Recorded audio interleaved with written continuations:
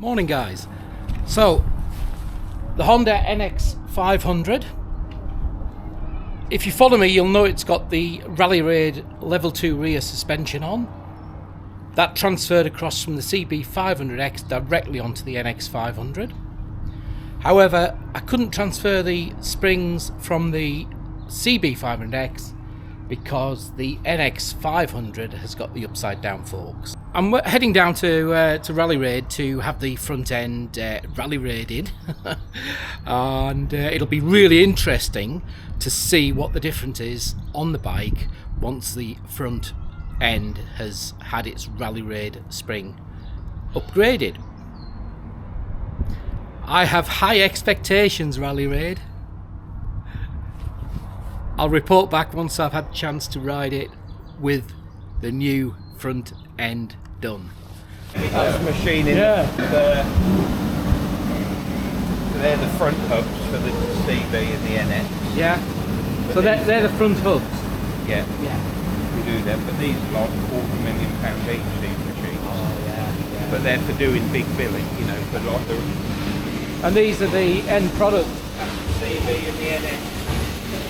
So that's the CB and the NX Same. hub. Yeah. Same bolt. They're nice, aren't they?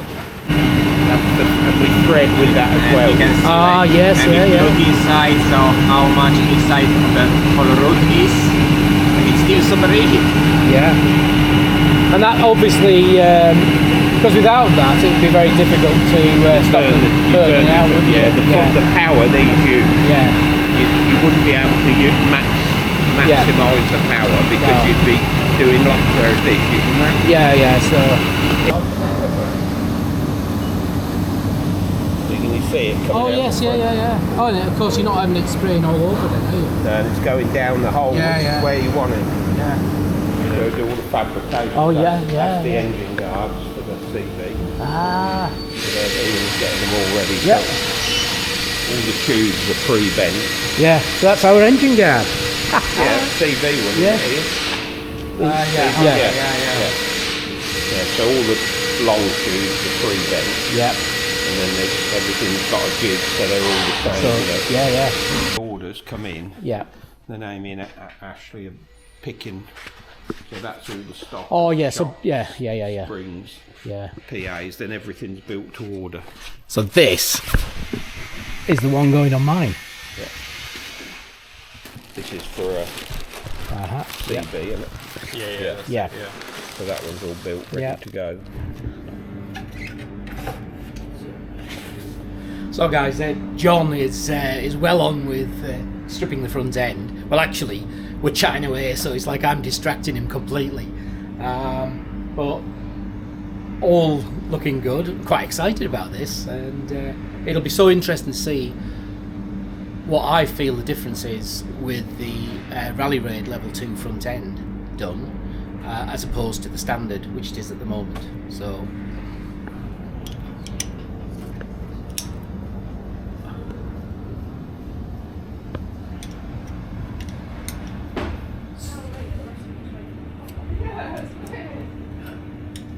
So, for people like me that don't know a lot about how these things work, John's just going to explain the difference between the Honda OEM, which is this one, the back one, and the Rally Raid, which is the front one. So the main difference you can see, if you look, they've both got a top-out spring here, which stops the forks clunking at full extension, and it limits the stroke of the fork on the outward stroke. But the main difference is the Honda spring is progressive, which you can see it starts off with a coarse pitch and goes to a fine pitch, which most manufacturers tend to use because it covers a wide range of rider weights. They're trying to cover as many options as possible, whereas we want to fine tune it more to customise it, so we can offer two different fork springs which are linear, so you can see the pitch is the same, the full length of the fork. Yep. But also this is a level 2, so there's 20mm extra length. So it makes the front of the bike lift. So we're not adding, we're not actually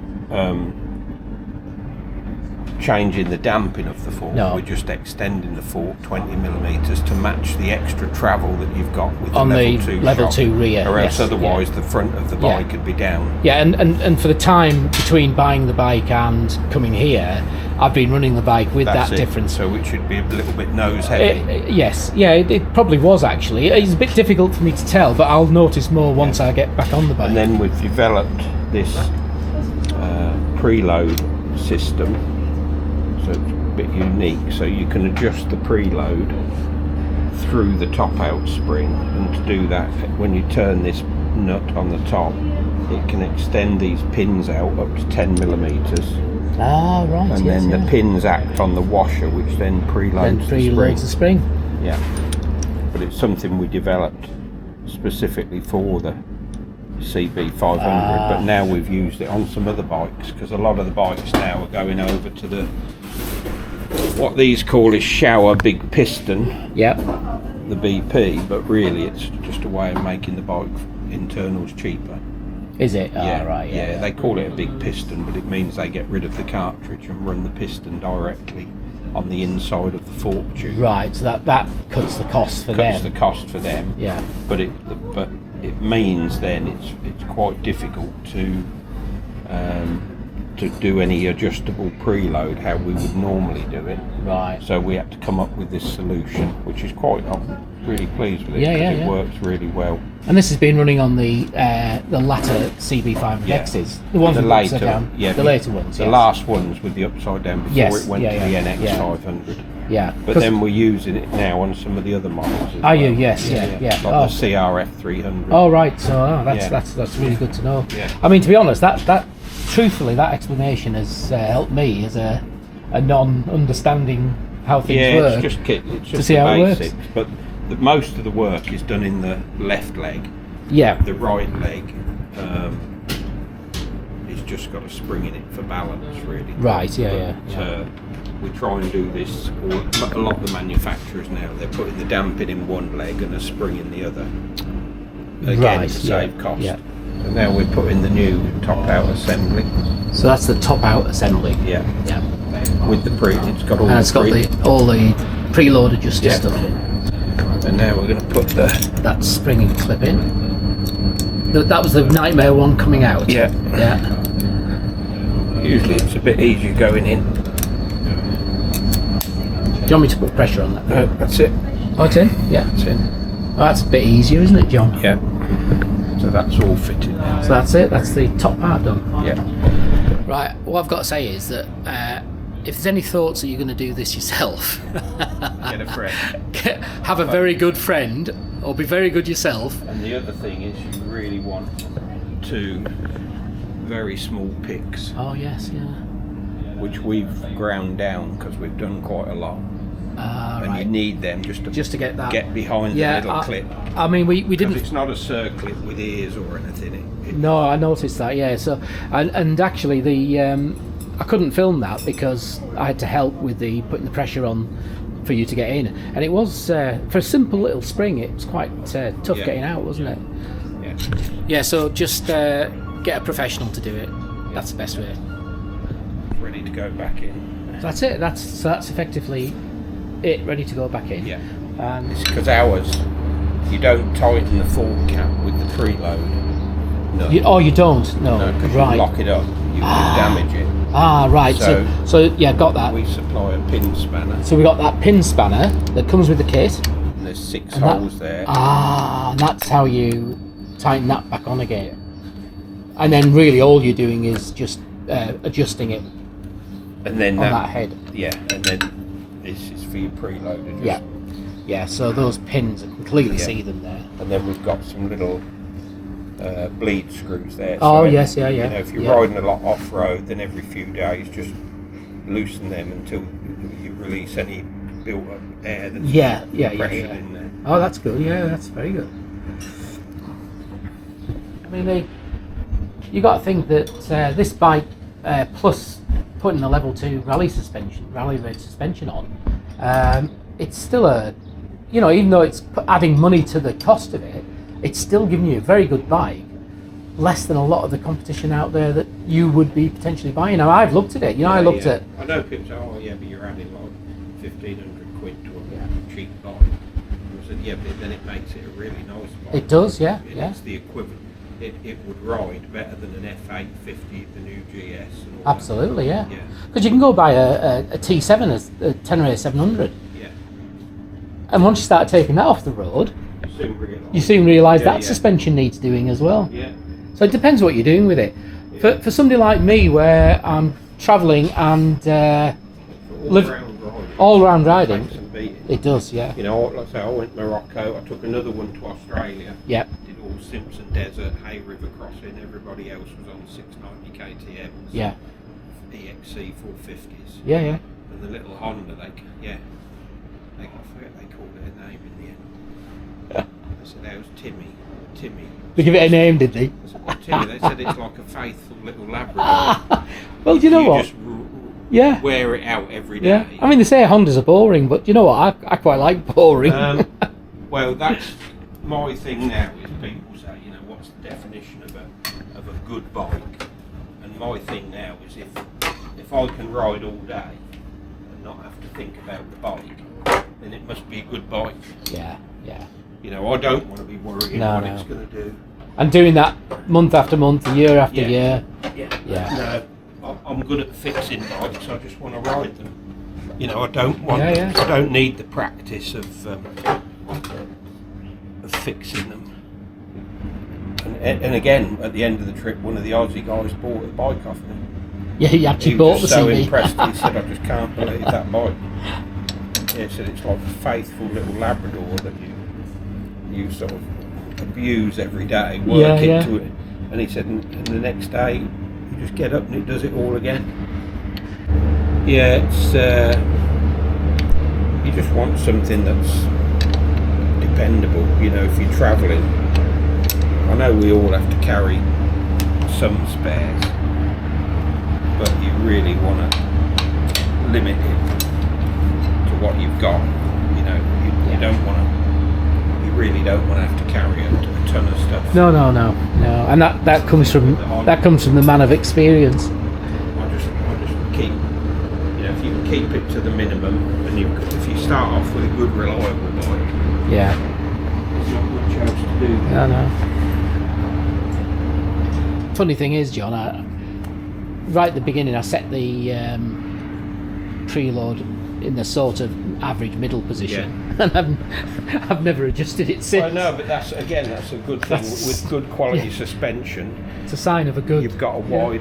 You're working in a very wide window, whereas with poor suspension, you've got to be tweaking it all the time. Yeah. But if you've got really good damping, really good spring rates, you can get away with loading it up, and you don't feel that it's a big detriment to it, you know. Yeah, I don't. I mean, it doesn't matter what I carry on the bike, the rear, because I can't say about the front at the moment. But on whatever I put on the rear of this bike, it makes no difference at all to the bike. I was going to ask about that. Yeah, so you get a preload spanner. Yeah. So what I'd say is start. That's backed off. That's backed off completely. Just it's better. You don't want to run it fully backed off. No. Because then you're bottoming out the thread. So it's best to put about a quarter of a turn on. Yeah. And then you're not. That's it. So about a quarter of a turn. Starting point. Yeah, and then you fine tune it as you go along. So you've got the tool. You get the tool. So if you ever want to take the fork caps off. Yeah. And then that's the preload. And that's the preload. So this is the one that's coming with us everywhere. That in your pocket, So that's effectively it done now. Just John's just got the wheel to go back on, and I'm quite excited. I don't get excited. I'm a fairly level person, but I'm quite excited about this.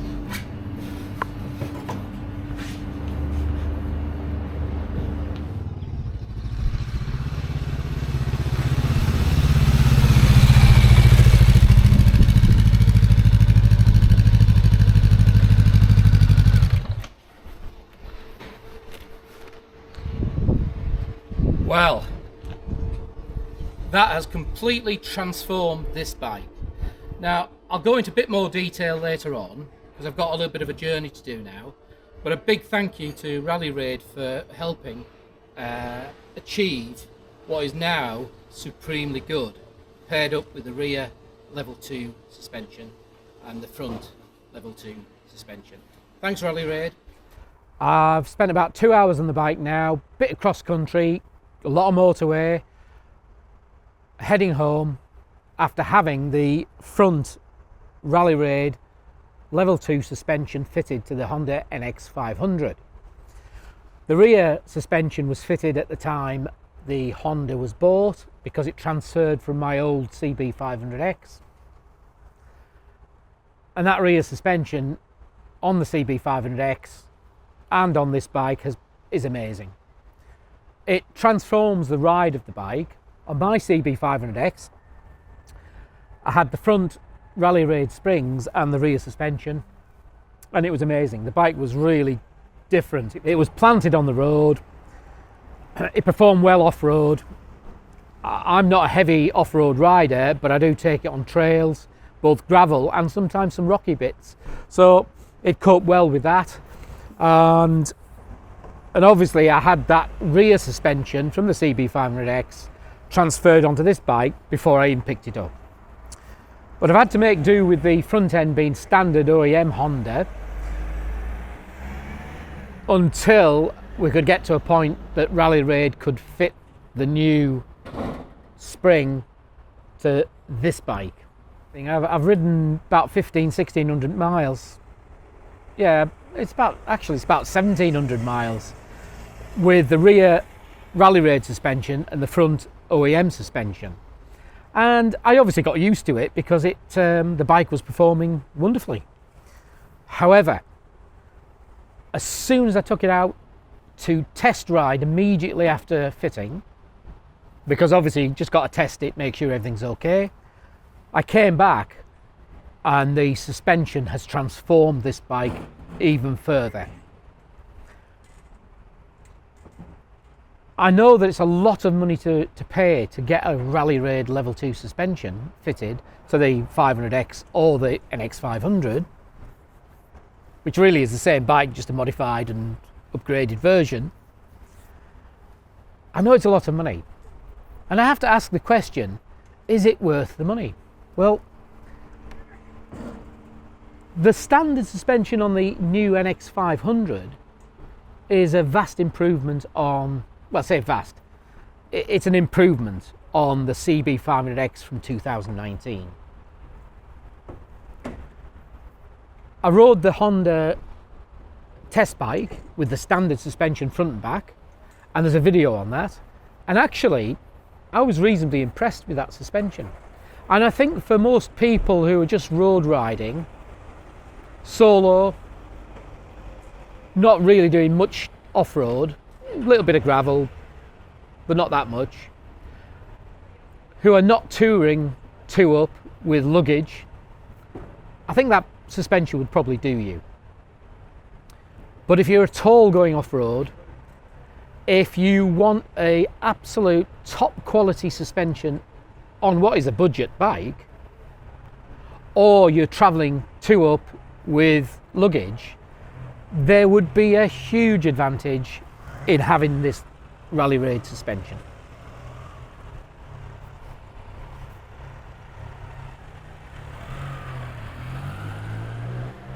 So I'm not here to sell you Rally Raid suspension, and in fact, to be perfectly honest, Rally Raid themselves are pretty relaxed about, they're an engineering company. I mean, I've been there today, I've had a look around, and it's a proper quality engineering company. And they have a lot of other things that they do. I'm only speaking from the heart because I've had the Rally Raid suspension on the CB500X. I've now got it on the NX500. And under the right circumstances, honestly, truly, it transforms the bike. It's not to say the standard suspension and the standard bike are not okay on its own. I mean, you could do anything, go anywhere, go 2-up, put luggage on. But this just makes it better. I didn't think I would notice a massive difference with the front end being done, because a lot of it is about the rear end, the rear suspension. But to keep the bike in complete harmony and balance, that's transformed it, and it is superb. So anyway, I've waxed lyrical enough about it now, and I've got some cold chips to eat, so I'm going to eat them. But thanks a lot for watching, guys. Really appreciate it.